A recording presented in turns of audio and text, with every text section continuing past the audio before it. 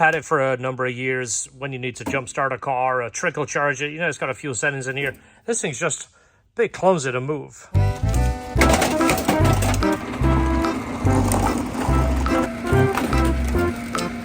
It seemed like it had a low battery. So I got this little battery operated jump box. I just fully charged it. It's a pretty powerful unit, which is good because we need it in the shop. It's not one just to keep in my glove box. They make a smaller one. This is the bigger one. I just figured it might be better for the shop to have. You press this, you're going to plug it in. It's going to tell you exactly what the voltage is. And then you're going to put these big crocodile clips right here in this plug. It's pretty heavy duty piece. These are insulated all the way around, which is pretty important. You don't want these touching. Those are not going to connect with each other. It's something that you should double check. Make sure they do have good insulation. Only goes in one way.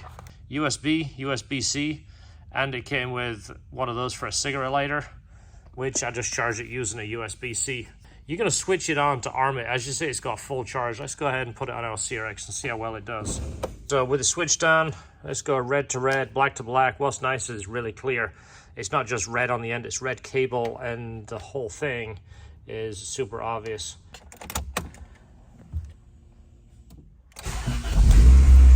Wow, that fires right up. Switch that on. Wow, that's actually pretty bright. The handy thing is it's on the end with the battery terminals. I know it sounds silly, but you'd be surprised how many times you get something that has a function of a light, and the light points in the wrong direction. This is actually well thought out. It's pointing to where your battery is going to be, so you can sit this in the engine bay, especially if you break down somewhere. You can switch that on, put it on your battery terminal. It's got 3 functions: red flashing, and then it looks like an emergency flash, like a SOS kind of code, and then off. Pretty straightforward, and that's what we want in the shop. We don't want something that we have to program and mess around with. We want it just to sit there and wait for us to need it. So much more convenient than rolling around the jump box that's connected to the wall. This is much smaller and plenty of capacity. So connect it up, black to black, red to red. Hit the on button.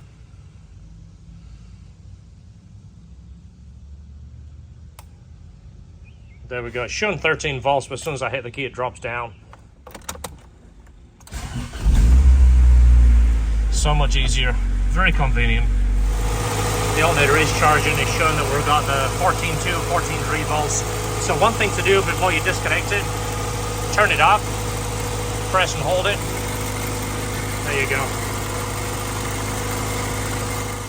So far, I've jumped like 4 cars with this thing, and the charge hasn't changed. I wouldn't call this portable. I mean, it's kind of portable. I don't think you're going to fit it in your glove box. It's more of like a household or a shop tool. They make a smaller version. I think it's a 2250.